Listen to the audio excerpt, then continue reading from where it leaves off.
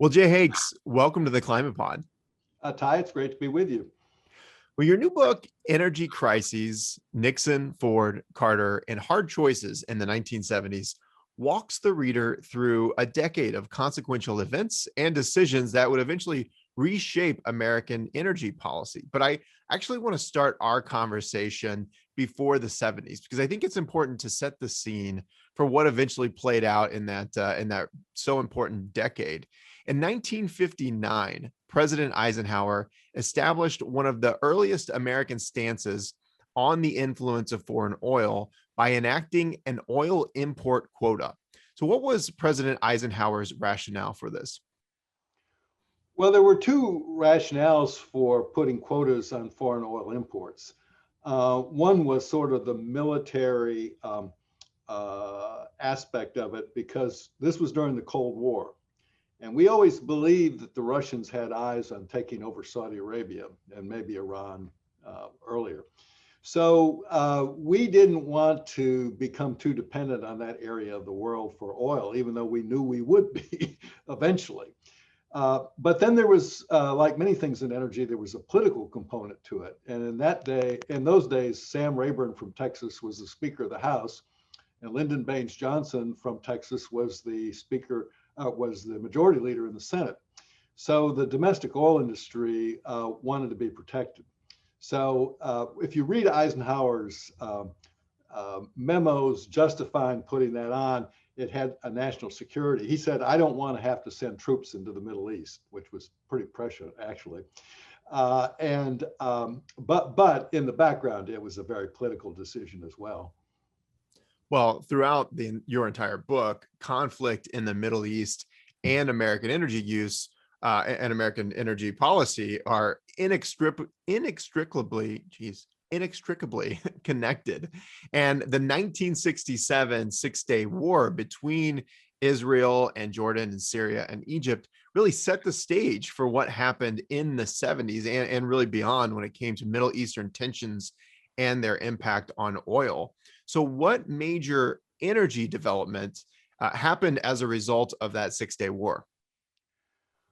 Well, the war gave us a false sense of security because in those days, for complex reasons, there was a mandate that the oil producers in this country could not produce at full capacity.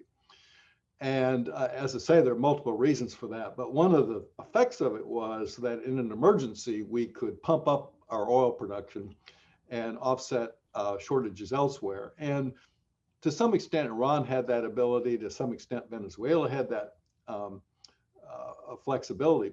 So in 1967, you had the massive loss of oil to the world market, and we sort of breezed through it without a lot of problems. So we thought, well, this is good. You know, the mighty U.S. oil industry can handle this.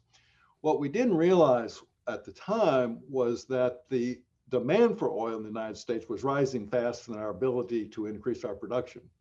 So when the early years of the Nixon administration, we didn't have the ability to do what we did in 1967. And you know, in real time, we sometimes have a hard time seeing these historical changes going on. Looking back now, we can see that clearly. But so Americans were going into the 1970s. Were kind of taking oil for granted. You know, they were paying, less than 30 cents a gallon. When people came out to fill up their tank, which they did in those days, they also cleaned their windshield and checked their oil and gave them some S&H green stamps. So it didn't seem like oil was a problem, but there were people in the government and in the industry that knew it was going to be a problem.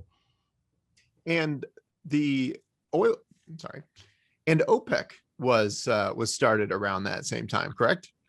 Yeah, this is, I find even a lot of my friends who are really kind of experts in oil and even in oil history don't realize when we put that embargo on the Middle Eastern nations, they didn't just sort of sit back casually and accept that. So they started in 1960 is when OPEC was founded.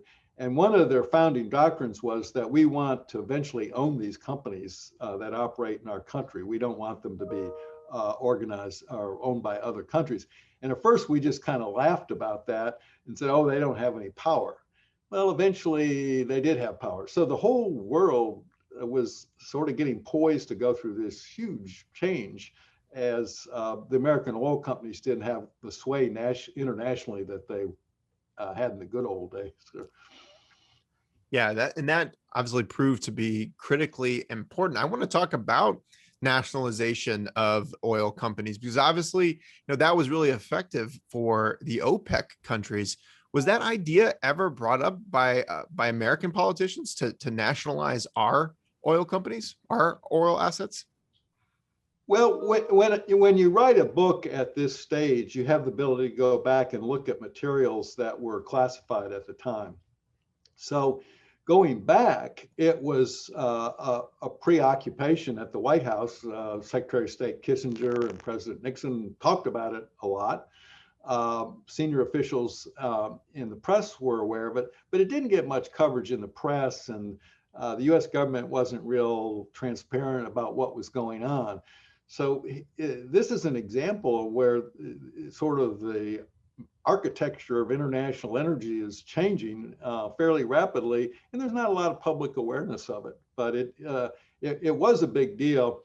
And after it happened, Kissinger used to blame the oil companies for screwing it up, and the oil companies thought Kissinger screwed it up. It wasn't clear in their mind who was to blame.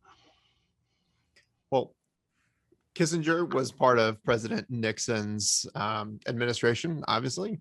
How, in the early years of President Nixon's presidency, how did he approach America's energy needs? And did that differ from his predecessors in the 60s? I think that Nixon was quite aware of the threats that were out there in the Middle East and domestically. Even before the Arab embargo, we were starting to have fuel shortages in this country. But if there's one thing I'd like people to sort of notice in the book is that there's a tendency for politicians to shove long-term problems aside and not confront them. As late as 1973, early in the year, Nixon is having this private conversation with John Ehrlichman, who's his main policy advisor. And you say, well, how do I know what they were talking about? Well, I've gone back, I think, and listened to every tape where Nixon is talking about energy, and there are quite a few of them. So Ehrlichman had prepared this 300-page notebook of studies on energy. It'd taken a year or two to prepare. And he wanted Nixon right after the election to plunge in and start dealing with these problems. And Nixon made a statement. He said, and Ehrlichman said, this is one of the most important and complex issues of our time.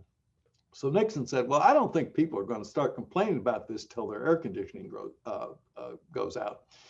And so Ehrlichman comes back and says, you're right, sir, you're never going to get a thank you for a problem you prevent.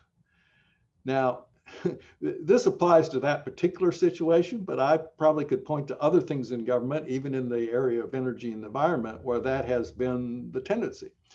And to some extent, it rests on the voters to deal with that. But I've argued elsewhere in other books that politicians have to be willing to lose every once in a while to do the right thing for the long term, for their children, for their grandchildren. So Nixon, during his first term, was avoided energy problems. And then when he was reelected, he thought, well, now I can do all the right things. But by that time, he was being investigated for Watergate. So he got very cautious again about politics. So he never really got into it. Although after the oil embargo, he did do some things that I give him credit for. Sure. And one of the early things that Nixon had to face, one of the early problems that President Nixon had to face was the inflation coming out of the 60s. I mean, the 60s saw, incredible economic growth for this country, but that was alongside this giant military budget to support the Vietnam War effort. So we had really high inflation, started to get to about 3% by the end of the decade. And by the time Nixon took office, it was almost 6%. And when it came to energy policy, though, how did Nixon attempt to combat that inflation? Well, Nixon put in wage and price controls. in 1971, it came as a shock to everybody because his economic advisors were all, well, not all, but a lot of them were from the Chicago School of Economics and friends with Milton Friedman and free market people up and down the line. But they decided that they were going to put prices on everything in the economy. And then when they eased up, they kept them on energy. And even at all times, the controls were much stricter on energy. Well, Nixon was a smart guy. He knew that was going to create problems down the road, and he thought that they could be prevented until after the election, and he was pretty much right. But then later, he added, with the encouragement of a Democratic Congress, put the government in charge of allocating the supply of oil. So when we were dealing with the oil embargo, we had the heavy hand of government. It was controlling prices, which discouraged people from conserving. And we had these allocation systems, which frankly, I'm a person that argues for a hefty role for government to play in our society, but the government's not very good at controlling the distribution of oil. And they messed it up. And so part of the sort of misery that we had after the Arab oil embargo was sort of self-inflicted because of these controls.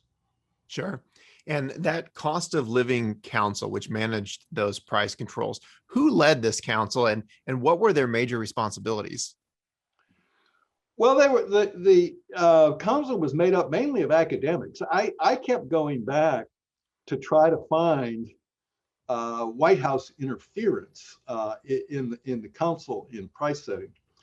And I never found it. And I eventually concluded that it didn't exist. I mean, I was very, the White House guy that was overseeing it was a guy named Don Rumsfeld, who later became chief of staff and secretary of defense under Ford and went on to play other roles in government. And Dick Cheney was also involved in that. And so I came to the conclusion the White House did not interfere in it, but Congress did. And so Congress was kind of beaten up on these academics. And later in life, they said, yeah, we were probably overzealous in regulating these prices. And part of it was pressure from the Congress. So it was, energy is complicated. And so one of the things that's going on here is the Clean Air Act was passed in 1970, and this had a huge impact on the energy industry. So normally, if a company has to get new machinery or new technology to deal with those stricter environmental costs, they can pass that on to the customer. Well, they couldn't do it back in those days.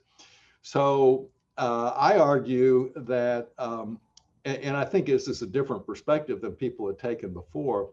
I've felt sometimes that industry was more anti-environment than seemed logical. And I think some of it goes back to the 1970s because their hands were kind of tied. They had to follow these new rules, but they couldn't reflect that in their pricing structure. So that's another one of those kind of hidden stories of energy where it's interesting to go back and see what kind of arguments they were having at the time and then see how that affects us today. Oh, for sure. And I definitely want to get into that. I do want to follow up though, because Donald Rumsfeld was 39. Dick Cheney was 30 at this time. How did these two young men get assigned to lead such an important initiative to really try to get the American economy back on track? Well, Rumsfeld had been a congressman from the suburbs of Illinois. And I don't want to date myself, but my high school history teacher heard Donald Rumsfeld speak somewhere. And I remember her coming back and saying, I heard this bright young congressman from the northern suburbs. I was in the western suburbs. And I think he's going to go far. Well, he bet on the wrong horse in the congressional leadership. And so he didn't have much of a future in the House. So he resigned to work at the White House. And Nixon's plan was that he would go on to be the Republican candidate for Senate in Illinois. And at one point, Nixon asked him to be chairman of the Republican Party, and Rumsfeld turned him down. And then Cheney was a buddy of Rumsfeld. Rumsfeld was kind of the senior partner in this arrangement. And Cheney had gotten a job as an aide to a congressman from Wisconsin. Cheney was actually from Wyoming. And so wherever one of them went, the other one tended to go. And so when Rumsfeld got the call from Ford to come in, he called his friend Cheney to come along too, and they tended to work together. So and then George Shultz, who a lot of people have heard of, he later became Secretary of Treasury, just passed away recently. He and was Secretary of State under Reagan. He was another guy, but it's kind of ironic because Shultz was a friend of Milton Friedman's, free market guy, didn't believe in any of these controls. So he called up the academic who headed the controls, and the guy said, well, I don't want to do that. I don't believe in these controls. And Schultz said, well, I don't either. I'd rather have someone running it who doesn't believe in it. So that's where we were. It didn't make a lot of sense from an economic standpoint, but it actually worked politically. Well, those controls, as you said, kept the price of oil artificially low. And from your research, do you believe that these artificially low prices further deepened America's dependence on oil? Yes. I would say that some people exaggerate the price controls as being the only factor that got us in a mess, and I won't go that far. But I do think it was a counterproductive strategy and kept us from going forward. Well, one of the consequences of low oil prices was less incentives, obviously, for domestic oil production, which then led to this potential shortage in the early 70s. So what did President Nixon do to address this initial shortage? Well, the initial shortage, he didn't really do too much. But when it got more severe, he came up with a couple of ideas. One was the 55-mile-an-hour speed limit. And back in those days, the speed limits tended to be 75, 80 miles per hour. But a car would get better mileage if it was driving 55. And Nixon actually privately wanted a 55 or 50 mile per gallon speed limit. So eventually he was talked into 55 miles per gallon. And that lasted for a long time, partly because it saved a lot of lives. The fatalities on the interstates went way down with the lower limit. So that was one thing he did. And then he wanted project independence. It was never clear exactly how he was going to achieve that, not being dependent on foreign oil. He was a big fan of nuclear power, but he never talked about electric cars. And if nuclear power is going to help us, be less dependent on foreign oil, you got to have the electric car. And so it wasn't really thought out. There were one or two people back then that were talking about electric cars and how that could revolutionize things, but that was at a very early stage of discussion. Well, the real crisis of the 70s began after Egypt launched attacks on Israel in 1973. So can you explain how that affected the global oil market and especially America's oil imports? Well, it was the date was October 17th, 1973. And in the morning, Kissinger and Nixon had a meeting with the foreign ministers of Saudi Arabia and Egypt. And they left that meeting almost giddy because they felt like they had been told there would be no oil embargo. And that was the day that the oil embargo was launched. And so it was a traumatic time for Americans. We had sort of 6 months of misery. One thing I would point out that gets missed, I'm not the first person to write about this. The other people I think have missed that in the early stages, Nixon called for people to voluntarily drive less, and they did it. Um, at that time, a lot of people still had the thought patterns of World War II, where we sacrificed to win the war. I think we lost that with Watergate and a few other things. I don't know if a president could go today and say, I urge everybody to drive less, and they would actually do it. We haven't tested that theory, but I think that might be difficult. So we entered into a new age of, um, of energy, and we started talking about things like mileage efficiency standards on automobiles. We started talking more about solar energy and wind energy at its early stages, but a long journey has to start somewhere. So the movement into the government financing research on photovoltaics, for instance, really took a leap forward. Back in the 50s, that was more done by Bell Labs. The private sector in those days had these big labs that they eventually cut back on. But so the government starts to get involved in things like that.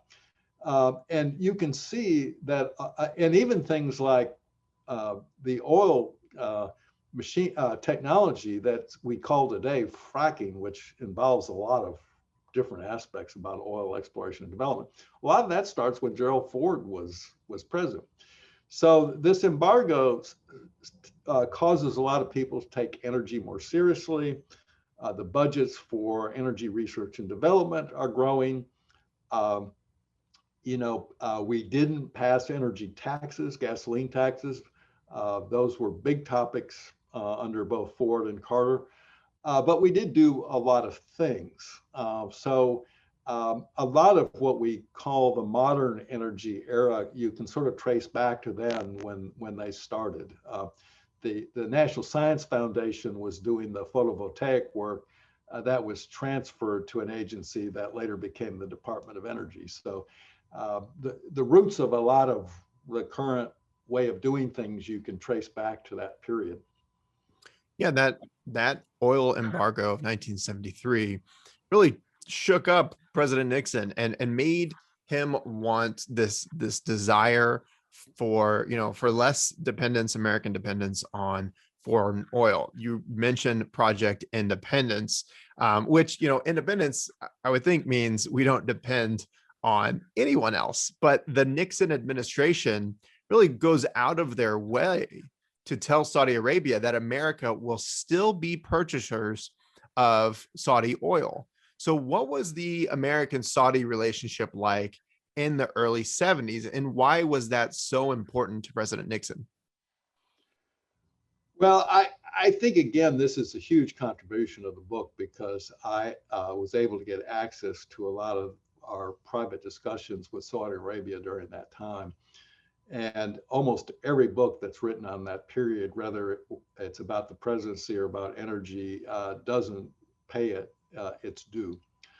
Our complicated one is we don't want the Russians to get influence there. And that's not likely to happen anywhere because the Saudi leadership is very religious and they really hate the communists because they call them the godless communists. We also want to keep getting their oil.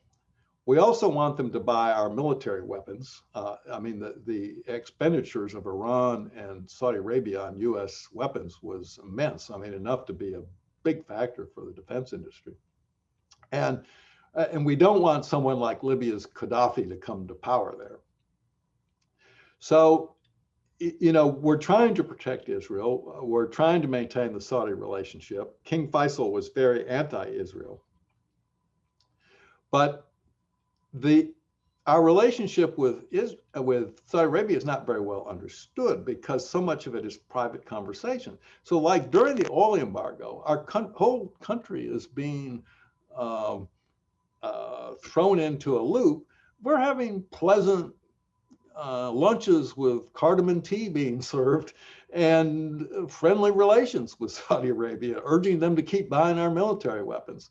So it's, in one sense, it's kind of bizarre, but it's possible because the American people wouldn't have necessarily been aware of that. So, and then later on under Carter, it almost becomes more complicated. So There are whole periods of energy history where there's kind of a blank. Well, why did this happen? And to decipher that, you have to get into the U.S. Saudi relationship. And the under Carter, I was able to get the private diaries of Carter's ambassador to Saudi Arabia, John West, who was the former governor of South Carolina. And boy, were those a gold mine, because you really got the discussions that were going on. It opened my eyes a lot. And I think a lot of people will be interested in seeing that. Yeah, that relationship clearly is a big part of the book and a big part of our, America's energy history. So it's definitely what you definitely get a lot about that relationship in your book, and I learned a ton there. But Let me just add one other thing. I mean, here Sheikh Yamani, who was the oil minister, he went to Harvard, and King Faisal's son, who eventually became the former oil minister, he went to Princeton. And at one time, we came close. There was a military upgrade that is inching us towards warfare. And the protagonists were Kissinger, former professor at Harvard, with Yamani, who is the former student at Harvard. So I mean, the whole thing has a lot of inner working parts. Yeah, and there were you talked about multiple times where Congress disapproved of arms deals to Saudi Arabia. Saudi Arabia then came back and said, hey, if you don't sell us those weapons, we're not going to sell you the oil. And then, of course, Congress approved those weapons or military supply sales. Yeah, that happened under several presidents. I'm sure. Well, moving on from Nixon, obviously Nixon, due to his involvement with Watergate, had to resign in 1974, and his vice president, Gerald Ford, became president. So how did President Ford try to prevent future energy crises? Well, he treated it as a big deal. I mean, we forget this. There hasn't been a lot written on Ford, and my 4 chapters on Ford are almost equivalent to a small book. He called energy our #1 challenge. He said, I'm freezing the budget except for anything related to energy. And then as he got close to election, he kind of saw this wasn't helping him politically. His advisors saw, he said, we've got to reduce imports by 1 million barrels. And his advisors said, don't do that. It might cause more inflation. If you don't reach the goal, it'll be used against you in the election. And he still did it. But then as it got closer to the election, he kind of moved away from that. But he did keep investing in research and development. And this is something often overlooked. It almost takes a historian, because research and development a lot of times doesn't pay off for 10, 20, even longer years. So going back and seeing the amount that was put into research and development in the 70s, a lot of that has been paying off the last 15 years. And it was cut, I would add, after the 1970s pretty substantially. So that would be another place where I think Ford would get credit for advancing the American agenda for research and development. Yeah, there was a lot in Ford's Energy Policy and Conservation Act of 1975. What were some of the highlights that you think were in that act? Well, the two that are the favorite of mine is the mileage efficiency standard for automobiles, which basically required that the going rate of efficiency had to be doubled by 1985. And then the other part, which is a more obscure, but I keep trying to talk about it, is the Strategic Petroleum Reserve. And we set aside oil, crude oil, so that would be, if they ever tried to cut us off again, we had this crude oil sitting down in Louisiana that we could draw down. And so when we got to the Iraq War in the early 1990s, we had that. So it's not in most people's minds, but it's to me an example of where people said, well, here's something that might not pay off. It's kind of like an insurance policy, but someday we may need it. But even if we don't need it, it's a message to our enemies that it's available to us, so they can't shove us around quite so much. So I think the mileage efficiency standards and the mileage efficiency standards and the Strategic Petroleum Reserve are the two big things. But there were other things in it too. Ford was pushing for more use of coal. Wasn't successful in synfuels. Synfuels was a big deal in the 1970s. So we're going to make coal into gas. We're going to gasify it. We're going to liquefy it, and that can replace natural gas and oil. Well, that's not a terribly great idea for the environment, but at the time we felt it was urgent to reduce supply dependence on foreign oil. So there was a big push, but synfuels were never able to really penetrate the market. Yeah, and I believe President Carter was also a fan of those Yeah, synfuels when he as well. started off, he was against it. But as time went on and this continued to be a problem, and he had some staff people that thought it was a great idea, he flipped back over and started supporting it. So Sure. the last 2 years, he strongly supported synfuels. Well, that Carter election, was critical. That 76 election, I believe, is really critical turning point for a lot of energy policy. But to get elected, and I thought this was really interesting, to get elected, what did Jimmy Carter tell the governors of Texas and Louisiana and Oklahoma that helped him, get support from those states, but really change the course of American energy history? Well, that's a good question, and it's overlooked, but I wanted to make sure that it didn't get lost in the historical records. So uh, it was the last month of the campaign, and both Texas and Louisiana were swing states. I think Carter didn't think he had much chance of carrying Oklahoma, and he eventually did carry Texas and Louisiana.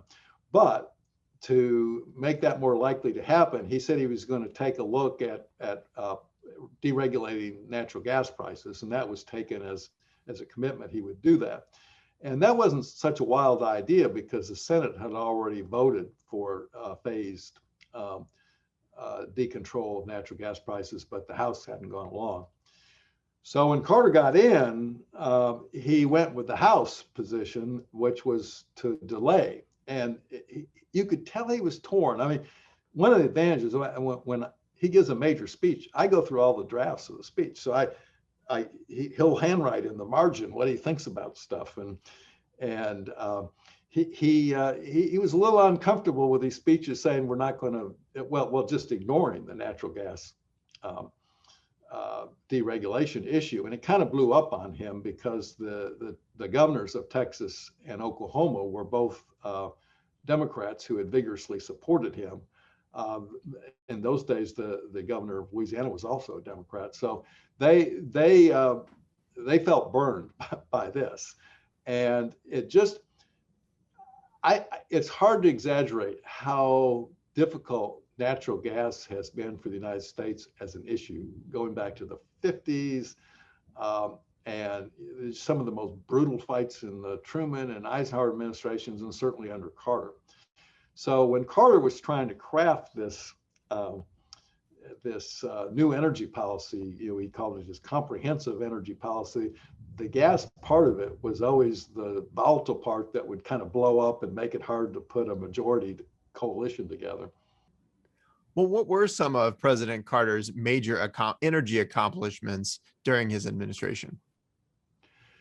Well, I would say one is he took the law on mileage efficiency standards and put it on a faster track through rule. So that was one thing that he did.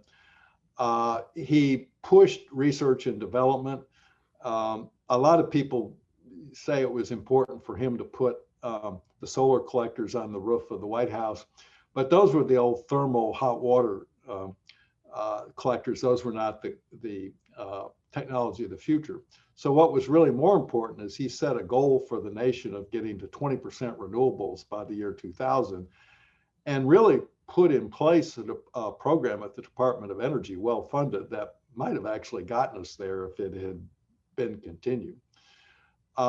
He also, I think, brought some peace to the Middle East situation. The agreement at Camp David was not a comprehensive solution to the Middle East problem, but it did at least get Egypt and Israel to stop fighting, and they haven't fought since.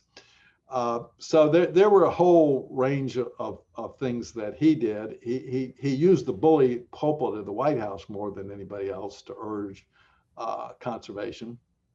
And he encouraged, it ended up being more voluntary, but the idea that electric utilities had to have planning programs, today we call it a integrated resource plan, to make sure they were using low cost alternatives and considering renewable resources. That goes back to Carter. So it's a little bit hard for me to summarize because I got the backup papers for his speech on energy, and there were 113 separate proposals Oh, wow. in his plan. So, I always say about energy, there's no silver bullet, but there's a lot of silver buckshot. Well, this was kind of examples, that I think the thing on the mileage efficiency standards, that was a big deal. Another thing that was in there was ethanol. Carter, that was one thing that actually wasn't even talked about under Nixon and Ford. Most of the other stuff was at least talked about. But the idea that you should use domestic agricultural products to blend into the gasoline stream, that did reduce oil imports to some extent. Back in those days, most states put in their own separate tax incentives. So you had a generous federal tax incentive added onto a state incentive. So that was a big boost for the ethanol industry. So that was another part of this plan to try to reduce dependence on foreign oil. You mentioned President Carter's lofty goals on renewable energy deployment. Can you just talk a little bit more about that, about the, especially his goals for solar, residential solar, and how he had planned on achieving those goals? Well, he had a program called A Million Solar Roofs. And the idea was the tax incentives for solar were quite generous. Now, again, the type of solar that person would put on the roof at that time was not a photovoltaic panel. It was the thermal water heating type panel. But that was one way of doing it. But at the Department of Energy, there was a fellow there named Paul Maycock, and he developed this plan. A lot of times this sounds utterly simple in hindsight. Well, of course they knew this. Well, a lot of times at the time, people have a hard time seeing the forest for the trees. So Maycock says, what we're doing here is we're trying to reduce the cost of the panels and increase their efficiency. Now, of course, that's what we should be doing. But in the nuclear industry, they kept trying to build bigger plants, and they didn't focus on cost and efficiency the way the solar industry did at that time. So that was one of the things. Now, we came nowhere near achieving the goal of 20% by 2000. In fact, there was a film that came out in 2006 called A Road Not Taken, which was actually a term Carter used in his speech if we didn't follow through on solar. Sort of bemoaning that this person back in the 1970s had this very visionary view and nothing happened to it. Well, something did eventually happen to it. And what eventually happened wouldn't have happened without his actions. One way to look at solar and a lot of issues, climate change, everything else, is look at it as a ladder. And so there are low rungs to the ladder, and there are middle rungs to the ladder, and there are high rungs to the ladder. If you haven't done the low rungs of the ladder, it's hard to get to the higher rungs of the ladder. So the kind of efficiency gains that they made in the 1970s were not sufficient to make the photovoltaics market competitive, but they were a major step in that direction. So it's very interesting to look at a long-term line graph of expenditures on R&D and a long-term line graph on the efficiency of a solar panel, and they tend to overlap a little bit. And you can see that a lot of the growth did occur in the 70s. Then it kind of petered out, didn't go away, but we were moving ahead at a slow pace. And then the year 2007, things start going on steroids, and we're in a different age of technology. But the seeds were planted back in the 1970s. Well, President Carter, during his one term, really took a lot of steps forward on energy, especially as you mentioned, his focus on renewable energy. But unfortunately, President Carter lost that 1980 election to Ronald Reagan. From your research, how do you think the development of renewable energy would have been different had President Carter been elected to a second term instead of losing to Reagan? Well, I think we would have been a decade or two ahead of where we ended up. One of the things that happened, I originally in this book was going to go through the Reagan administration and had done enough research to do that. But I didn't, and my publisher didn't want the book to get too long. So I cut Reagan back to one chapter. But you take the national, now it's called the National Renewable Energy Laboratory. In those days, it had a different name, but it's out in Boulder, Colorado. And after Reagan was elected, several months later, the Department of Energy officials come out there and say, most of you have lost your job. And David Hayes, who's known as the father of Earth Day and then headed that laboratory under Carter, he said, I was firing people who later won Nobel Prizes. So it was devastating. And we lost leadership in the solar area to Germany and Japan for a while. Fortunately, technology can be transferred across national borders. So when we do something here that advances the technology, it sort of advances it worldwide and vice versa. So we have to be thankful for what Germany did in the late 90s when we weren't doing much on solar. They were pushing the envelope. China, of course, wanted to make the panels.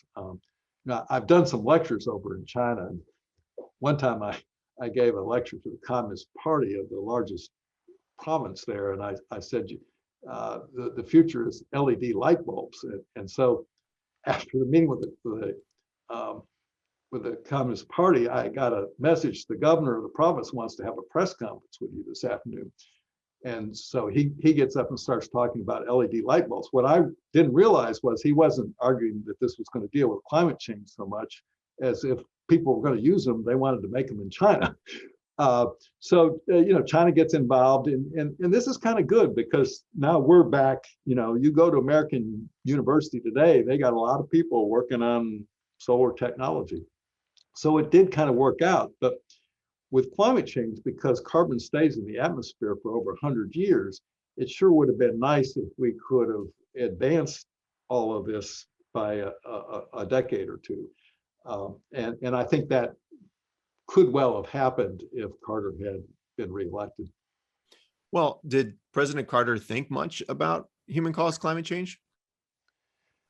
Yeah, it's hard. I try to be realistic about presidents because presidents in one day, one 24-hour period, if you go through the briefing materials and the meetings, they're dealing with a lot of things. They will say, well, that was really important. That was really important. That's why I write in the historical narrative form, because I want people to see this from the viewpoint of the president.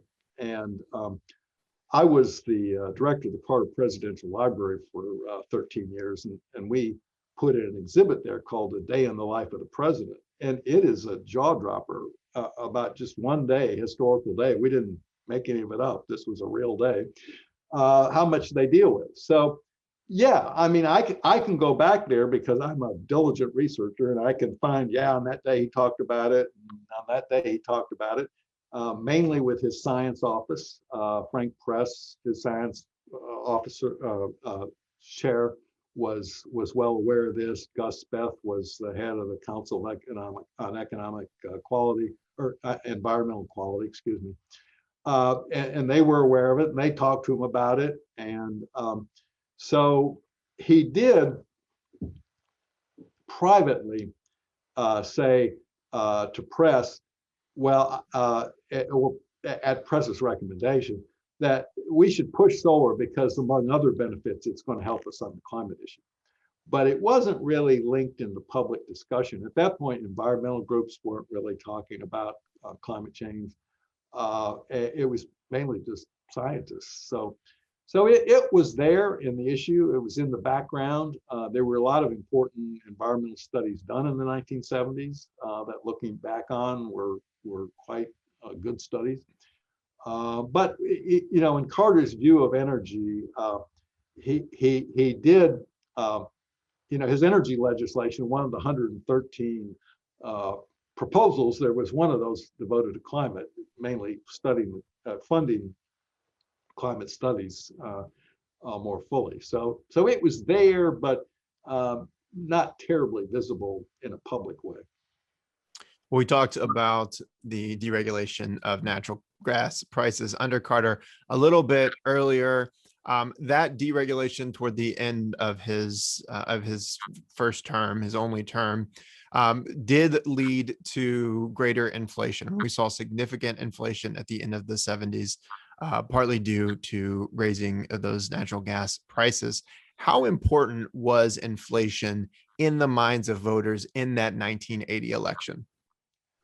I think it was the big issue. I mean, there were two other things going on. Most historians will say there's three issues, and Carter himself would say there were three issues. One was the hostages in Iran. Another was the Kennedy challenge, which led to rather tepid support by the liberal wing of the Democratic Party when he was running for re-election, and then inflation. I would argue, based on looking carefully at the polling, that inflation was by far the biggest issue of the three. And of course, Iran was related to that inflation because the Shah was overthrown, and the revolution in Iran took a lot of oil off the world market and pushed up prices. So inflation was a big deal. Now, this is the difference between Carter and Nixon. Nixon didn't want to do anything that would jeopardize his reelection. Carter realized that deregulating oil and gas prices might jeopardize his reelection, but he felt it was the right thing to do in the long run. He also realized that appointing Paul Volcker to be the chairman of the Federal Reserve System might be a problem politically, but he thought it was the right thing to do. I think he was convinced in his mind that eventually he would be rewarded for this, doing the right thing. But Nixon got reelected, he didn't. So who's to say? But this was a big problem for him, and it's an example of where the political incentive, again, whether the issue is climate change or energy policy or a whole host of other things, is to just kick a problem down the road, because good policy doesn't always produce immediate results. So both the benefits and the failures of policy are felt down the road. So from a political standpoint, the incentives are kind of out of sync in terms of the benefit of the country. So this is something I think all of us have to kind of ponder and sort of figure out how we deal with it. Well, I think there's an industry today that can definitely trace its roots back to some legislation that President Carter pushed through right at the end of his term in order to tax the windfall profits of the gas companies after the deregulation of natural gas prices. President Carter included a concession for the support of congresspeople from Louisiana and Texas, which was a tax credit for the production of unconventional natural gas. So how did the inclusion of that tax credit really change America's energy situation today?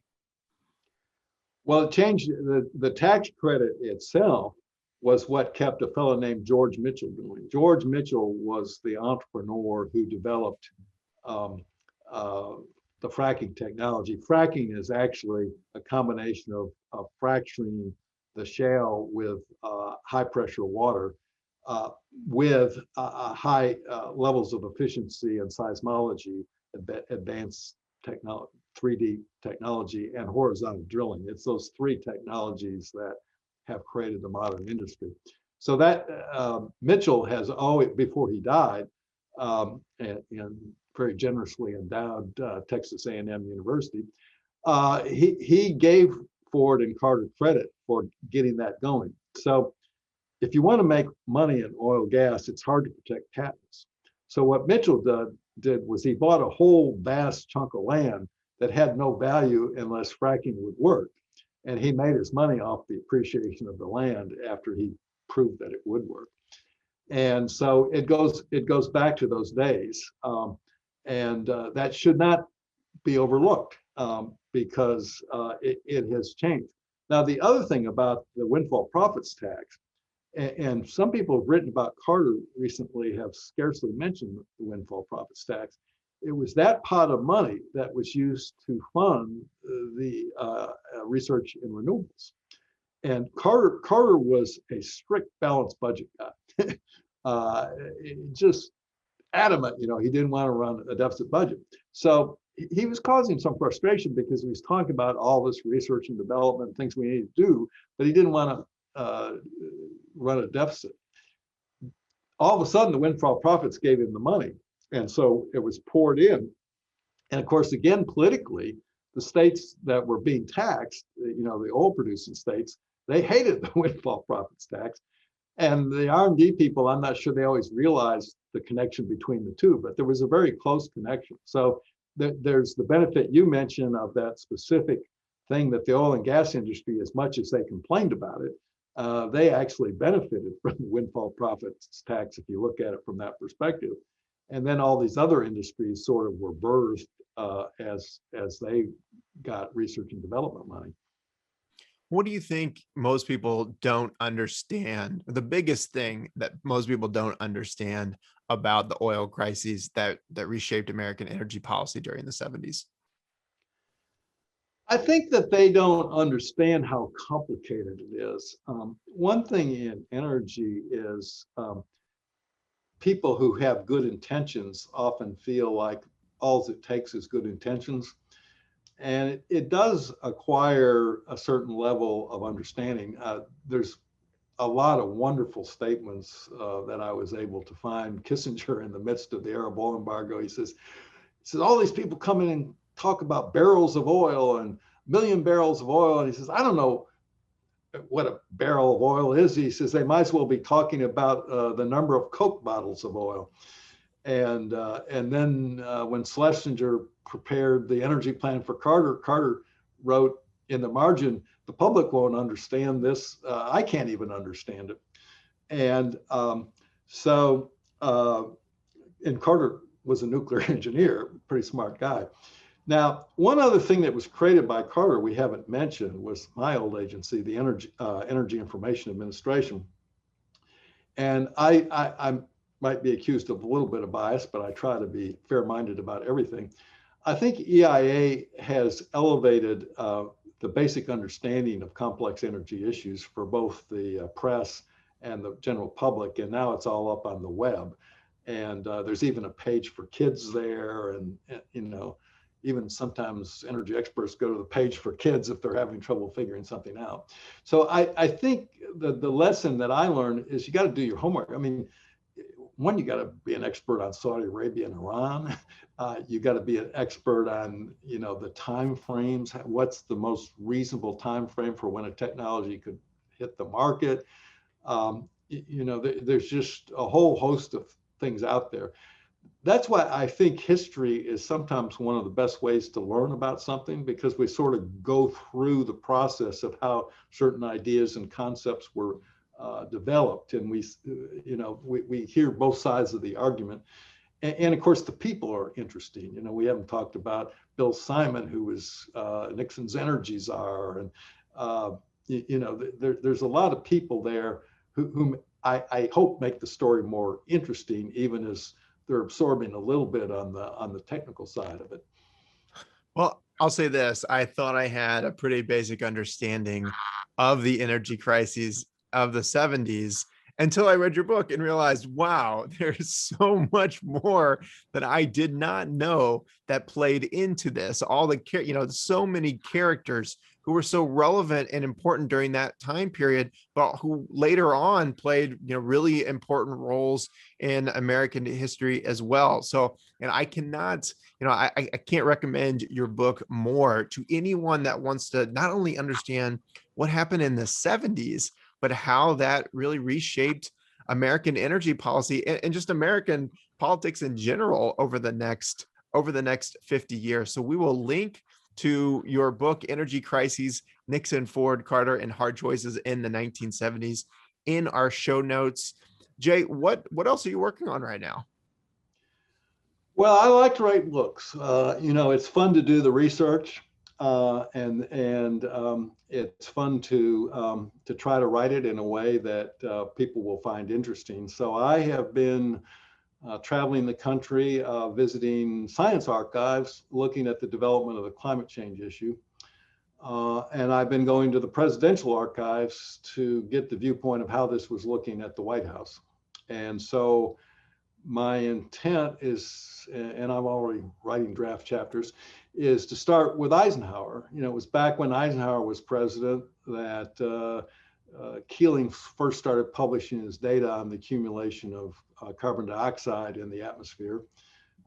Roger Revelle wrote his early paper on climate change. I've spent several weeks at their archives. It's out at the University of California, San Diego. I've been in Washington at the Archives of the American Society for the Advancement of Science, and again, at the presidential archives involved, including Lyndon Johnson and many others. So I hope that might be available, go out maybe next year if I keep my nose to the grindstone. I don't think I can keep it up to the current time. It's almost like a dog chasing its tail if you have to update it every day. But it's also a factor that the book might just get too long. So I think it's probably better to go back and look at the 20th century and say, where were we in the early 50s? And then where were we, at the turn of the century? And then maybe I or somebody else can write a book on what happens in the 21st century. Well, I am so looking forward to reading that book and hopefully having you back on the Climate Pod to discuss it, because I found so much great information in the Energy Crisis book, and that book sounds just as informative and as appealing to someone who wants to understand more about the climate crisis. So, Jay Hakes, thank you so much for joining the Climate Pod. It was a real pleasure. I really enjoyed the conversation.